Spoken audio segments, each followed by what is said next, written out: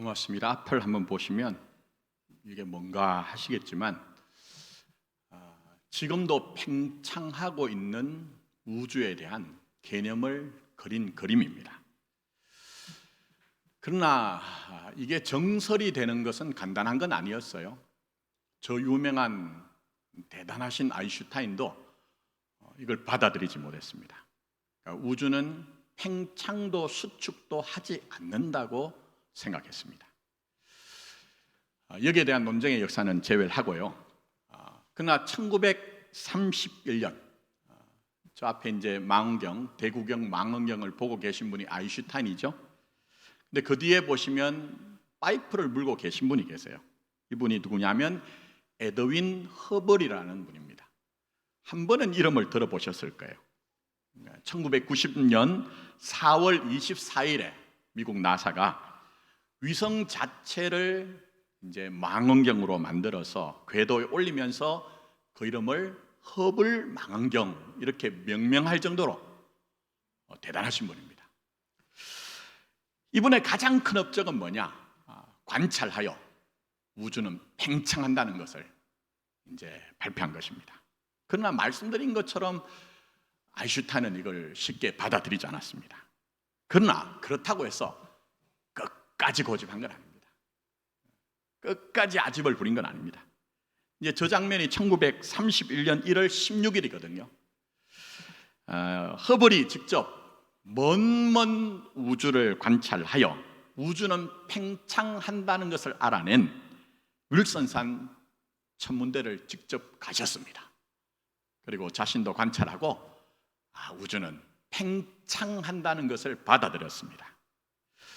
자, 여기서 팽창하는 우주를 보면요, 지금 여러분 다 보이는 것으로 우리가 지금 살아가잖아요.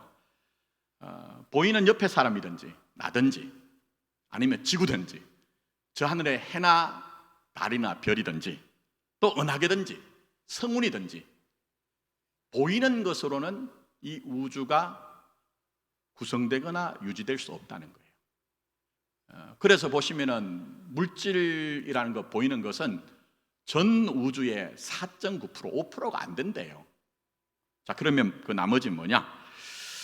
지금 현재 과학 기술로는 감지가 어려운데 분명히 중력은 당기는 힘이죠. 끌어당기는 모종의 물질인데 그게 26.8%, 27%가 채 안 되는 암흑 물질이라는 게 있고요.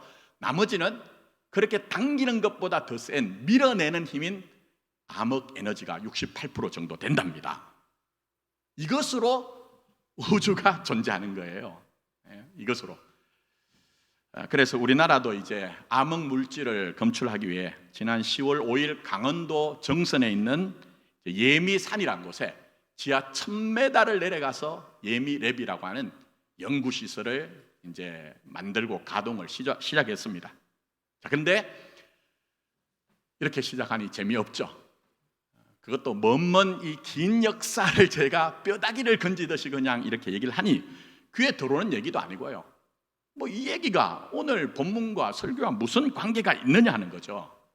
그러나 여기서 깊이 생각하셔야 됩니다. 그게 무슨 얘기입니까? 우리 신앙도 마찬가지인 것입니다. 첫 번째는 한계입니다. 그 유명하고 대단한 아인슈타인도 우주는 고정된 것이라고 봤어요. 그것처럼 우리는 누구나 다 신이 아니니, 절대자가 아니니 완벽하지 않다는 거예요. 강박적으로 자기를 괴롭히지 마십시오. 누구나 다 한계가 있다. 자, 그러나 아인슈타인의 위대함은 어디 있죠? 나보다 진실이 크다는 것을 알고 있습니다. 나보다 진실이 커요. 나보다 진실이 크기 때문에 결국은 자기 입장을 내려놓고 그 받아들이는데 제가 볼 때는 아인슈타인의 위대함이 있다는 거죠. 그런 점에서는 신앙도 마찬가지입니다. 성경에서는 모든 인간은 아담의 허리에서 나온 자라 얘기합니다. 그 의미 가운데 하나가 뭡니까, 여러분? 아담이 하나님과 같이 되려고 금단의 열매인 선악을 알게 하는 열매를 따먹은 것처럼 우리는 우리 인생에 하나님처럼 되고 싶어 합니다. 이걸 다르게 얘기하면 자기중심적이라는 거예요. 자기중심적이다. 그러나 여러분이 정말 예수님을 영접하고 단선적으로 똑바로만 산다는 것은 아니지만 인생의 시간과 사정 속에서 신앙을 가지고 사셨다고 하면 내 입장만은 고집할 수 없을걸요? 바뀔걸요? 변화될걸요? 제가 말씀드린 것처럼 이 우주라는 것이 가시적으로 보이는 것이 5%가 채 되지 않고 그보다는 훨씬 더 어마어마한 눈에 보이지 않는 세계가 있는 것처럼 하나님의 역사는, 하나님의 일하심은 내 생각, 내 판단, 내가 가진 이해보다 크다는 것을 인정하는 데서 진짜 인생에 의미가 있고 가치가 있고 신앙의 능력이라는 거예요. 그걸 연결하셔야 된다는 겁니다. 어떤 분들은요, 많은 경우에 코로나가 한 3년 됐어요. 아직도 완벽하게 해결한 게 아닙니다. 그러다 보니까 참 좌절을 경험한답니다. 그게 현실입니다. 근데 문제는 신앙적으로도 그렇다고 얘기합니다. 오해입니다, 여러분. 철저한 오해입니다. 제가 방금 앞에서 지난주 금요일 날 사랑의 장기 기정운동본부에서 편지를 보내왔어요. 그래서 홈페이지도 올려놨지만 우리는 지난 사순절 기간 커피 한 잔의 사랑이라는 프로젝트를 진행을 했고 이 프로젝트에 믿음으로 참여하신 분들의 헌신과 섬김을 통해 보신 것처럼 작게나마 만성신부전증으로 고통당하는 한우들을 위로할 수가 있었습니다. 물론 이게 아인슈타인이 1931년도에 윌슨산 천문대를 올라가서 자기 입장을 바꾼 정도로 세상적으로 대단하다는 얘기는 아닙니다. 그러나 적어도 믿음 가지고 이 일에 참여하신 분들은요, 그런 마음 드셨을 거예요. 어떤 마음요? 이렇게 고단하고 지난한 세월에도 하나님은 살아계시고 우리를 통해 일하고 계신다. 이거 느껴지지 않을까요? 당연히 느껴질 것입니다. 그런 점에서 지난 3년 동안 신앙적인 것은 멈춘 게 없습니다, 여러분. 잘 한번 생각해 보십시오. 중단한 게 없습니다. 하나님은 양보하지 않고 이 코로나 기간에도 일하셨다니까요, 여러분. 우리를 현상적으로 보면 예배 그대로 다 드렸잖아요. 그대로 다 드렸거든요.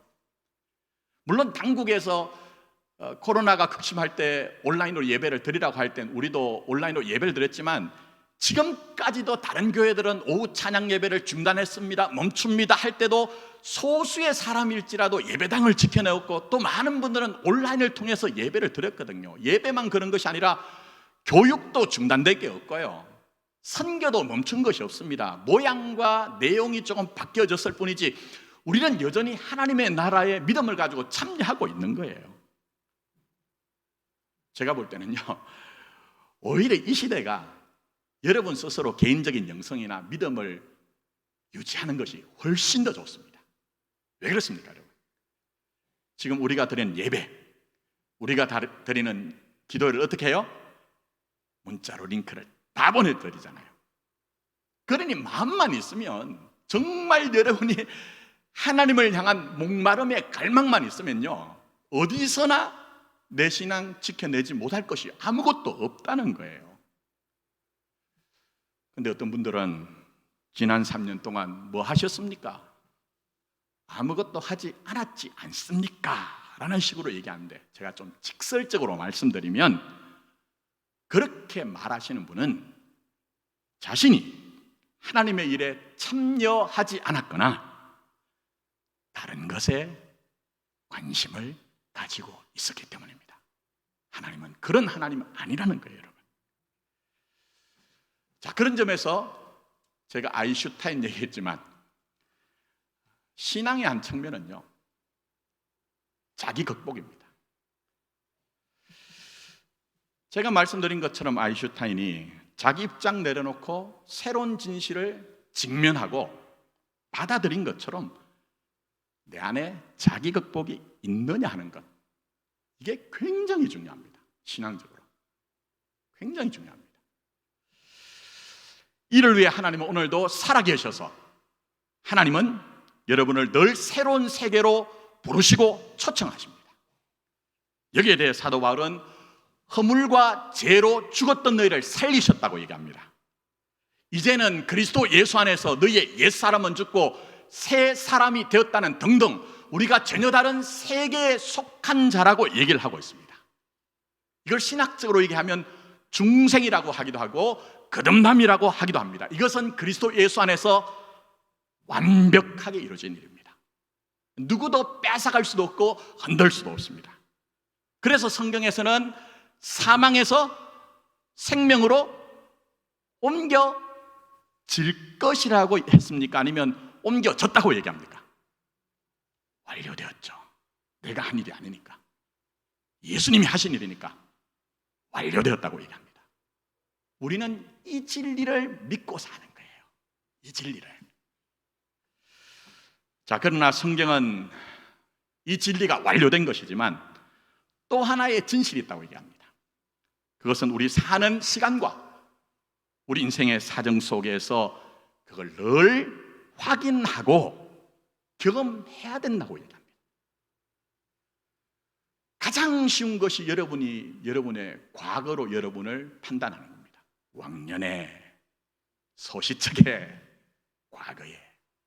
신앙은 현재적입니다. 오늘 하나님 앞에서 우리가 살아있는 영혼이 아니면 내가 가진 모든 업적과 명분 그거 하등 아무 소용 없습니다.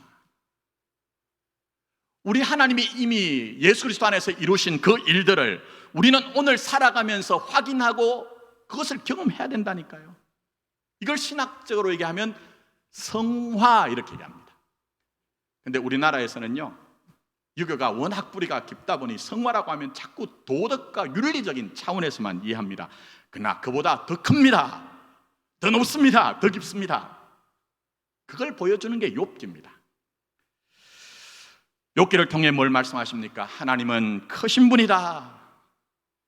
하나님은 높으신 분이다. 하나님은 깊은데 내 인생과 네가 당하고 있는 고난이 사망이라는 절대 절망으로 끝나지 않도록 너와 함께하며 내가 오늘도 너에게 일하고 있다.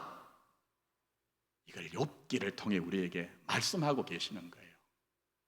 저는 여러분들이 이 하나님의 음성을 들었으면 좋겠습니다. 그 하나님의 말씀을 통해서 내가 내 인생과 살아온 시간과 살아갈 인생의 사정들을 이해하고 그 하나님을 의뢰하면서 살아내는 그런 삶이 되었으면 좋겠습니다. 그래서 보시면은 이것을 우리에게 알려주시고 깨우치기 위해 오늘 하나님은 폭풍우 가운데 두 번 현현하십니다. 굉장히 함축적인 얘기입니다. 무슨 얘기입니까? 우리가 살펴본 것처럼 지금까지 욥이 당한 일은요, 인생의 폭풍우를 만난 거예요. 서 있으려고 해도, 버티려고 해도 서 있을 수도 없고 버틸 수도 없는 폭풍우를 만난 거예요. 그 속에서 욥은 고민하죠. 아우성을 치죠. 하나님이 계시다고 하면 어떻게 이런 일이 있을 수 있습니까? 하나님이 일하신다고 하면 내 인생에 이런 일이 있을 수가 없습니다. 아우성을 칩니다. 근데 하나님은 아니라고 합니다. 그렇지 않다고 얘기합니다. 제가 설교 시작하면서 말씀드린 그 과학적인 진실로 보자면 온 우주가 보이는 것이 다가 아니라 보이지 않는 그 세계가 훨씬 커서 우주를 유지하고 지탱하는 것처럼 폭풍 가운데 현현하신 하나님은 네가 욥아, 네가 내가 부재한 것 같은 그 현실과 고난 안에서도 나는 하나님이다. 내가 너와 함께 있을 수 없는 것은 아무것도 없다. 네가 폭풍 앞에서 네 인생을 지탱하지 못하고 버텨내지 못한다고 생각하지만 아니다. 나는 폭풍우 같이 너에게 일하고 있다.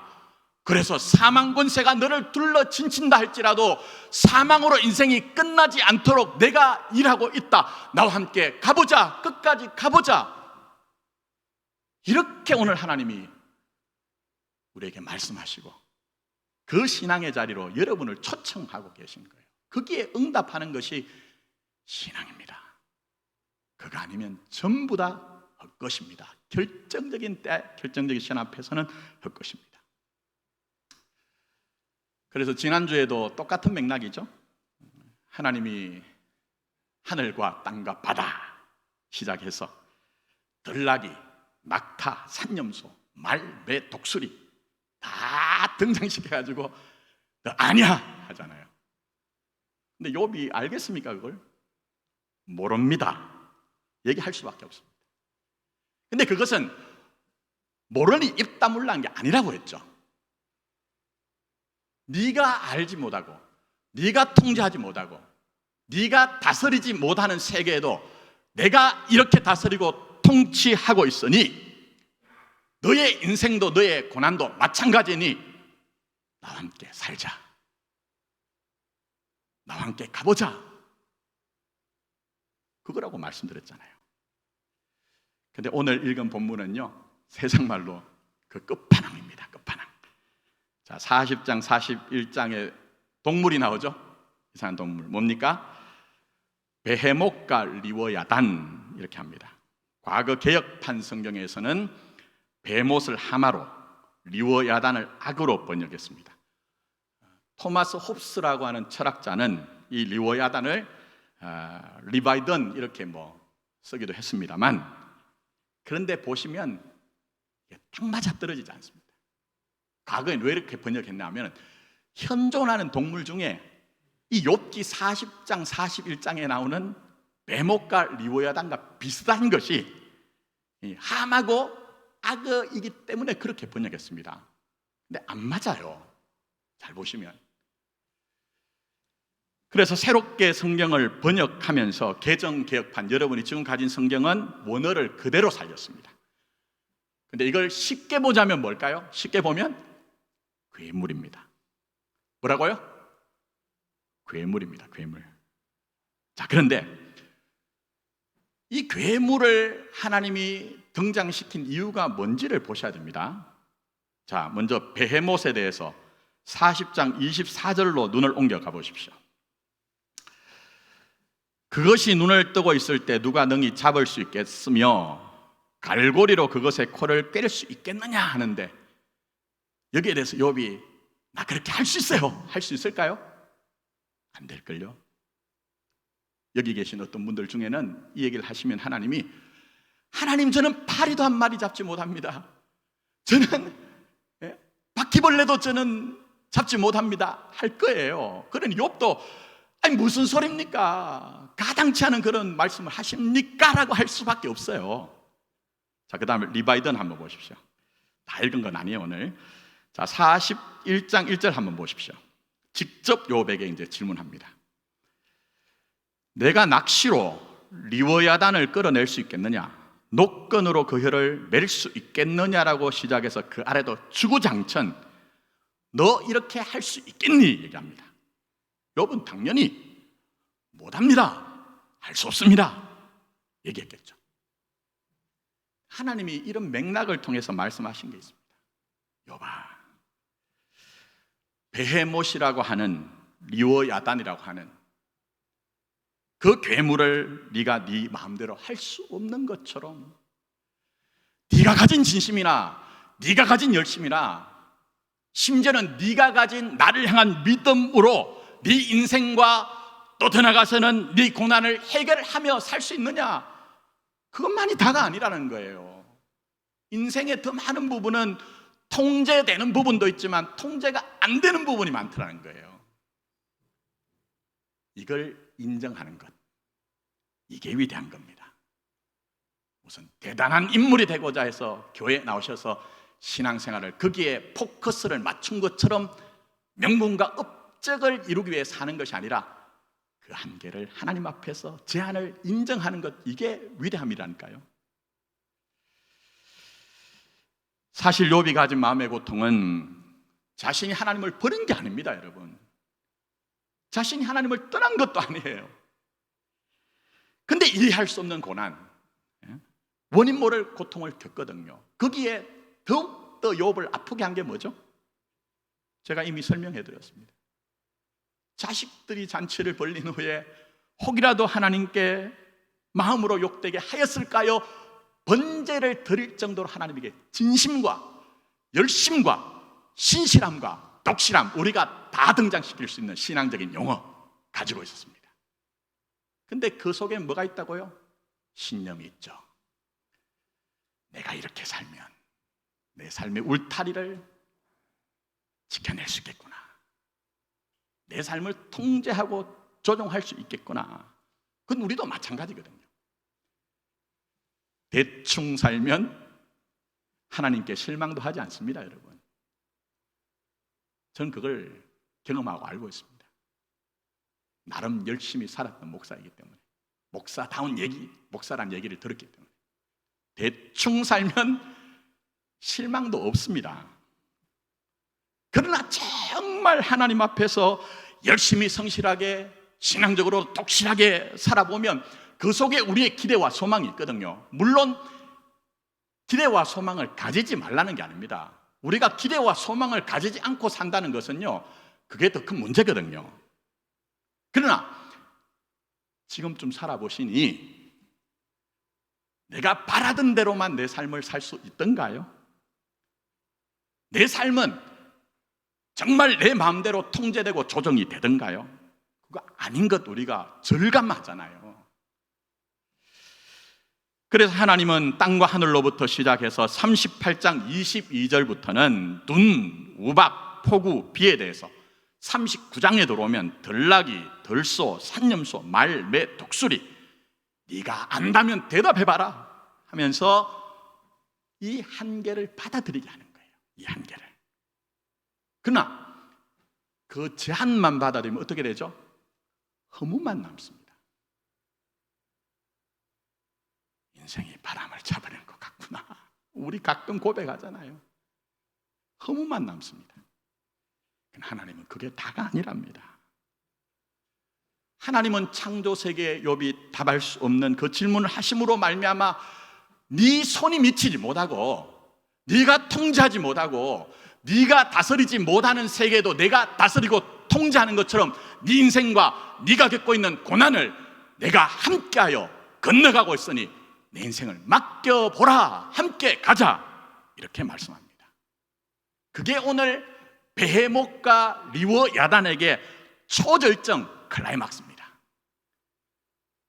제가 그냥 간략하게 풀어드리면 이런 얘기입니다. 욥아, 너 베헤못과 리워 야단을 네 맨손으로 잡을 수 없다고 했지? 인생 잘 봐라. 너에게도 괴물 같은 현실과 고난이 있지 않더냐? 네 현실이 고난이 마음에 들지 않는다고 해서 단박에 다 해결하고 처리하며 살 수 있더냐? 그거 아니라는 거예요. 그거 아니라는 거예요. 그러나 욥아, 이 베헤못과 리워야단이 늪 속에 누워 있거나 풀 속에서 그 풀을 먹을 때나 바다 깊숙한 곳에서 어성거릴 때조차도 내가 그 창조의 섭리와 경륜 가운데 모든 것들을 주관하고 있는 것처럼 지금 네 인생과 지금 네가 건너가고 있는 고난도 마찬가지다. 마찬가지다. 내게 마음을 두고 나를 믿어보자. 나를 믿어보자. 이 지난하고 고단한 세월을 지나고 있는 여러분에게 하나님이 욥을 통해 우리에게 말씀하고 계시는 것입니다.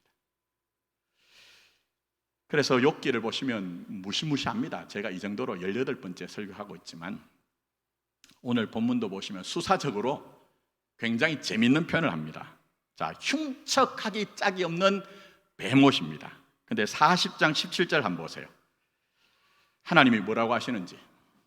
그 꼬리치는 것은 뭐라고 하죠? 백향목이 흔들리는 것 같다 얘기합니다. 솔로몬이 하나님의 집인 성전을 지을 때 아름답고 아름다운 제목을 가지고 성전을 지었겠죠. 근데 그 성전을 지은 제목이 뭐죠?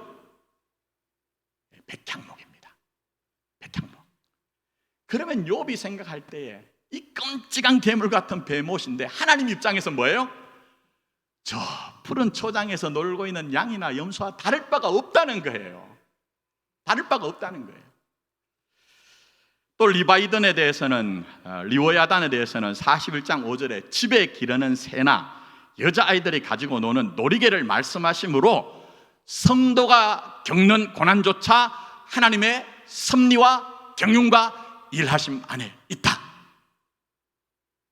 이걸 지금 우리에게 좀 알아차려라, 깨달아라,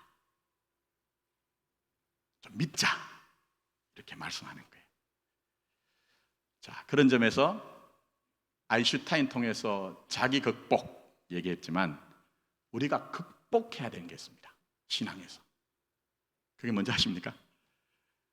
욥의 친구들이 인과응보라는 이분법을 가지고 욥을 재단하고 판단하고 정죄했잖아요. 근데 아담의 허리에서 태어난 모든 인간들은 원래부터 본질적으로 그렇게 판단하며 살 수밖에 없습니다. 그게 현실입니다. 어쩔 수 없습니다. 그래서 예를 들면 성공과 실패가 있습니다. 행복과 불행이 있습니다. 형통과 고통이 있습니다. 영광과 수치가 있으면 누구든지 성공과 형통과 영광은 좋은 것이고 실패와 고통은 악한 것, 나쁜 것이라고 판정합니다. 근데 그렇게 하다 보니 누가 나를 괴롭힌 게 아니고요, 내가 나를 괴롭힙니다. 그 이분법이 선악을 따먹은 아담처럼 하나님 편에서 내가 이해하는 것이 아니라 그렇기 때문에 내가 나를 괴롭혀요. 그러나 하나님은 예수 그리스도 안에서 전혀 새로운 기준을 제시합니다. 전혀 새로운 기준을 제시하십니다. 그리스도 예수 안에서. 그게 하나님의 말씀인 성경입니다. 그래서 제가 저희 교회 와서 목회하면서 여러분의 인생과 신앙은 무슨 교회가 아니면 목사가 책임지는 것이 아니라고 누누이 말씀드리면서 하나님의 말씀인 성경 앞으로 가까이 갑시다. 하나님의 음성에 귀를 기릅시다 하는 이유가, 내가 하나님의 말씀이 아니면요, 우리는 인과응보라는 그 이분법을 가지고 욥을 정죄했던 친구들처럼 우리 자신을 정죄한다니까요. 그렇지 않습니다. 고난이 일한답니다. 실패가 더 큰 깨달음을 낳는다고 말씀합니다. 그래서 대표적으로 히브리서 5장 7절부터 10절에 제가 자주 인용했던 부분이니까 기억나실 거예요. 제가 읽어드립니다. 그는 육체에 계실 때에 자기를 죽음에서 능히 구원하실 이에게 심한 통곡과 눈물로 간구와 소원을 올려드렸고 그의 경건하심으로 말미암아 들으심을 얻었느니라. 그가 아들이시면서도 받으신 고난으로 순종함을 배워서 온전하게 되셨은즉 자기에게 순종하는 모든 자에게 영원한 구원의 근원이 되시고 하나님께 멜기세덱의 반차를 따른 대제사장이라 칭하심을 받으셨느니라 합니다. 강의하진 않고요, 많은 분들이요 이 말씀을 가지고 정서적으로 접근해요. 아이고 우리 주님이 그 고통을 당하셨구나. 그 얘기 아닙니다, 여러분. 이 말씀은 순종이 이루어내는 하나님의 놀라운 영광이 뭔지, 능력이 뭔지를 보라는 거예요. 자, 예수님의 순종은 뭡니까? 그가 육체에 계실 때에라고 하는데, 원래 우리 주님은 역사의 인간의 죄의 시간에 들어오기 전에 하나님이셨습니다. 태초부터 계신 하나님의 본체셨습니다. 그러나 성육신 하심으로 어떤 일이 발생하죠? 하나님이신 그분이 우리 인간의 역사와 죄의 시간 속에 들어오심으로 원래 자신이 가졌던 하나님의 영광과 원래 자신이 가졌던 하나님의 뜻을 하나도 펼칠 수가 없었다는 거예요. 제한당하셨다는 거예요. 그러다 보니 제자들도 오해하죠. 어느 정도냐? 주님이 베푼 기적을 보고 이들은 예루살렘에 올라가면 우리 주님이 세상 왕이 되실 것이라고 생각해서 누가 주님의 좌편에 우편에 설 것인가에 대한 그 각축, 갈등, 그 욕망으로 주님을 대한 것이지 하나님에게는 1도 관심 없습니다. 영생에 대해서, 생명에 대해서 관심이 없습니다. 그런데 이 현실은 우리가 살아내고 있는 이 세상의 교회의 현실, 우리의 삶의 현실이거든요. 그렇지 않습니까, 여러분? 누가 여기에 대해서 나 그렇지 않습니다라고 얘기할 수 있겠습니까? 그러나 예수님은 십자가의 외길을 가셨습니다.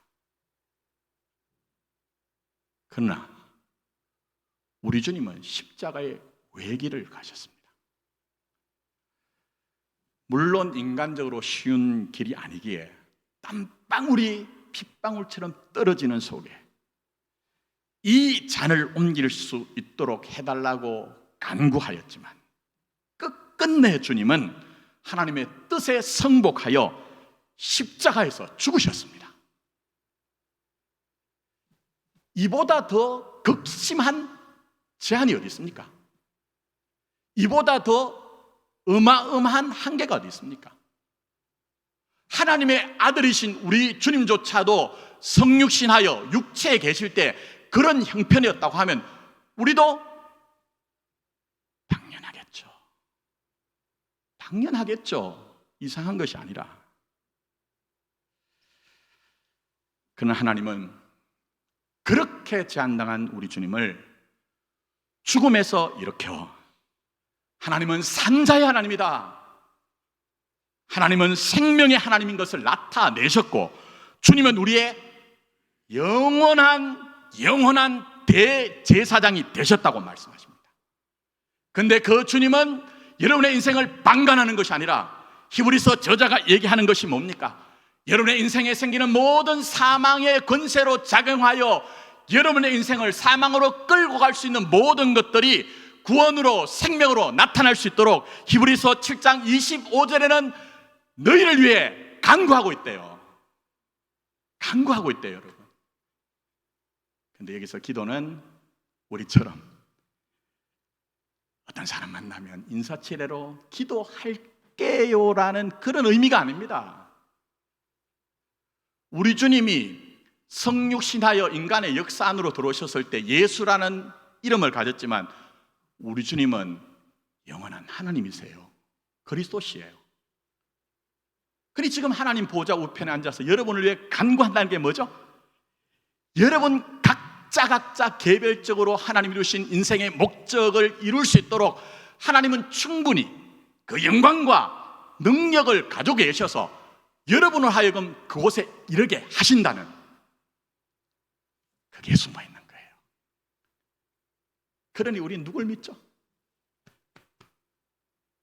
사도 바울이 자기가 당한 일을 통해 이런 모든 일들은 자기가 자기를 의지하지 아니하고 죽은 자를 다시 살리신 하나님을 의지하게 하려 하심이라고 탄성을 지르며 간증하고 증언하였던 것처럼 우리는 오직 그 주님을 믿는 거예요. 지금도 여러분을 위해 간구하게 계신 주님을 믿는 거예요. 근데 이거는 주님만 그런 게 아닙니다. 사도 바울이 얘기한 게 뭡니까? 성령님도 그렇답니다. 자, 로마서 8장 26절 자주 인용했으니 알 겁니다. 이와 같이 성령도 우리의 연약함을 도우시나니 우리는 마땅히 기도할 바를 알지 못하나 오직 성령이 말할 수 없는 탄식으로 우리를 위하여 친히 뭘 하시죠? 간구하시는 거예요. 예수님처럼 성령님도 간구하시는 거예요. 자, 그러면서 성령님이 여러분이 인생에 하시는 일들을 정확하게 지금 얘기하세요. 27절 30절 마음을 살피시는 이가 성령의 생각을 아시나니 이는 성령이 하나님의 뜻대로 성도를 위하여 간구하심이라. 그 다음에 저 유명한 얘기 나오죠. 우리가 알거니와 하나님을 사랑한 자 곧 그의 뜻대로 부르심을 입은 자들에게는 모든 것이 이때는 응답하셔야 됩니다. 합력하여 선을 이룬다는 거예요. 그러니 우리는 우리 자신을 믿는 게 아니라 주님 믿는 거예요. 주님을. 그러니 하나님의 말씀인 이 성경의 정언을 통해 어제나 오늘이나 성부 하나님도, 성자 예수 그리스도도, 성령 하나님도 여러분을 위해 열심 가지고 일하십니다. 어떻게 해요? 여러분 인생의 고난보다 더 크게, 아니 고난을 통해서라도 더 대단한 자리로 인도하신다는 거예요. 그래서 이 성부 하나님을 만나고, 그래서 이 성자 예수를 만나고, 그래서 이 성령님을 만난 자의 고백이 뭡니까? 시편 119편의 시인은 내가 고난 당한 것이 유익이래요. 고난을 피하고 고난을 만나지 않는 것이 복이 아니라 고난 당한 것이 유익이래요. 왜요? 그 고난을 통해서 내가 주의 율례를 배우게 되었다는 거예요. 새로운 삶의 방식, 새로운 세계를 경험하면서 이제는 죽음이 내 인생을 어떻게 할 수 없는 하나님의 섭리와 경륜과 일하심으로 살게 되었다는 거예요. 여러분 인생도 한번 돌아보십시오. 거짓 말고요, 위선 말고 정말 하나님 앞에 내 신앙 언제 진실하던가요? 세상적으로 잘 나갈 때든가요? 겨우면 그저 목사님, 장로님 찬사를 들을 때든가요? 가면입니다. 다음 주에 다루겠지만 욥처럼 마치 한 톨의 먼지처럼, 뒷걸처럼 그때 더 절절한 마음 가지고 내가 내 실력과 조건과 능력만으로 안 되네요. 저 살려주세요. 저 이끌어주세요. 그게 여러분의 인생 아니었습니까? 그런데 왜 지금은 내 인생을 다 내가 책임지고 사는 것처럼 사시느냐는 거예요. 그래서 하나님은 욥을 통해 우리에게 네 인생의 베목과 리오야단을 등장시킨 것처럼 네 삶에도 다 이해되기 때문에 사는 것도 아니고 하고자 해서 되는 것이 아니어서 언뜻 삶 자체가, 고난 자체가 괴물처럼 느껴질 때가 있는데, 그때도 함께하는 나를 알았으면 좋겠다. 내게 마음을 두고 믿음으로 살아보자. 이 믿음이 있을 때만 우리는 우리의 현실에 질식하지 않고 욥기로 얘기하면 하나님의 영광을 눈으로 본다고 하는 그 수준과 명예를 얻을 수가 있습니다. 사도 바울로 얘기하면, 에베소서로 얘기하면 너희로 하나님의 영광의 찬송이 되게 하려 함이라는 그 목적까지 이룰 수 있는 것이지 다른 것 아무것도 없다니까요. 안 된다니까요. 여러분, 지금까지 살아내셨는데 왜 세월을 통해, 인생의 사정을 통해 그것을 깨닫지 못하고 헛된 일을 추구하시느냐는 거예요.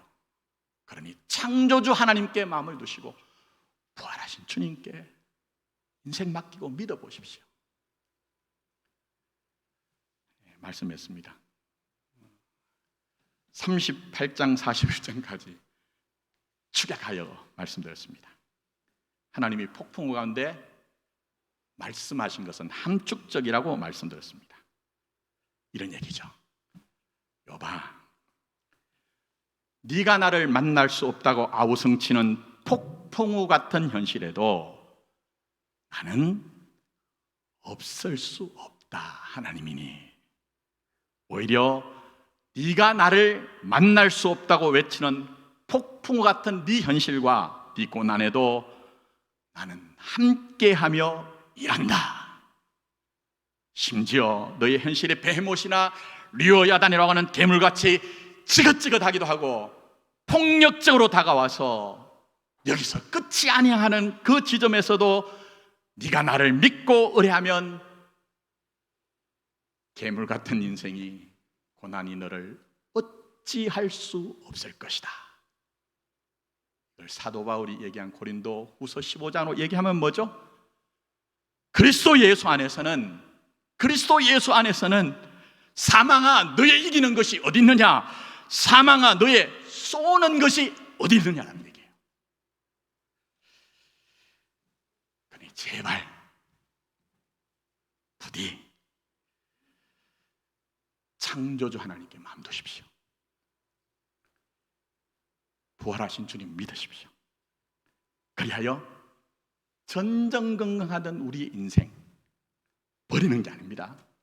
거기서 출발하여 하나님은 우리에게 더 높고 더 크고 더 깊은 하나님만이 우리에게 주시는 영광과 존귀와 능력을 부어주심으로 세상이 어찌할 수 없고 사망의 세력이 여러분을 흔들 수 없는 영광 누리게 하실 것입니다.